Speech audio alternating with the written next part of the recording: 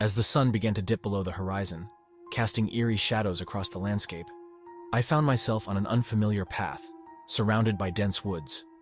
I had been traveling for hours, and the sense of unease had been gnawing at the edges of my mind ever since I stumbled upon an old weathered map that hinted at the existence of an abandoned village hidden deep within these woods. Curiosity and a touch of recklessness drove me forward. The path became narrower, and the trees loomed like ancient sentinels, their branches twisted and gnarled. The air grew colder, carrying with it a hint of something long forgotten and unsettling. But the pull of the village was strong, and I pressed on. As the trees thinned out, the moon emerged, casting an eerie pallor over the clearing ahead. And there it was, the abandoned village. The sight that met my eyes was like something out of a nightmare. The buildings stood in various states of decay, their windows shattered and their roofs sagging. Weeds and vines had claimed the structures, weaving a tapestry of nature's reclamation.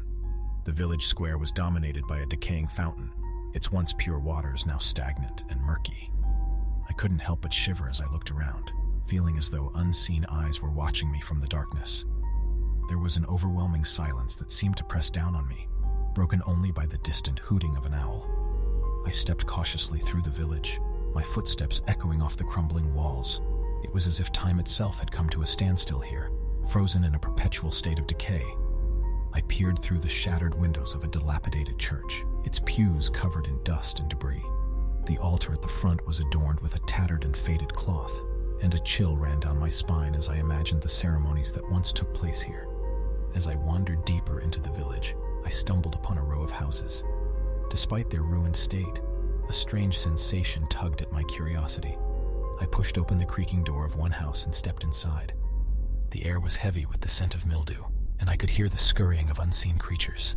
In the dim moonlight filtering through the broken windows, I saw fragments of lives that had once existed here. A child's toy abandoned on the floor, a faded photograph hanging crookedly on the wall. My heart raced as a sudden gust of wind slammed the door shut behind me. I turned, my breath catching in my throat. But it was just the wind, I told myself, trying to quell the rising panic. I moved to the door and struggled to pry it open, my fingers slipping on the aged wood. When I finally managed to push it open, I found myself face to face with a pair of eyes. They were hollow and vacant, belonging to a figure that stood just beyond the doorway. My scream caught in my throat as I stumbled back, tripping over debris and crashing to the floor. The figure didn't move, its gaze fixed on me, unblinking.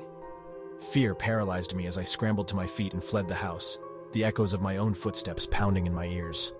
I ran blindly through the village, my heart pounding in my chest. The shadows seemed to twist and contort, taking on eerie shapes that danced at the edge of my vision. It was as though the very essence of the village had come alive, feeding on my fear.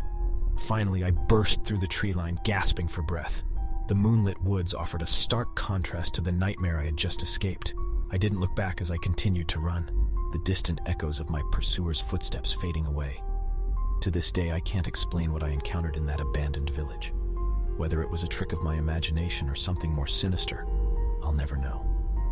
But the memory of those hollow eyes and the feeling of being hunted by unseen forces will forever haunt my dreams. A constant reminder of the darkness that can lurk in the most forgotten corners of the world.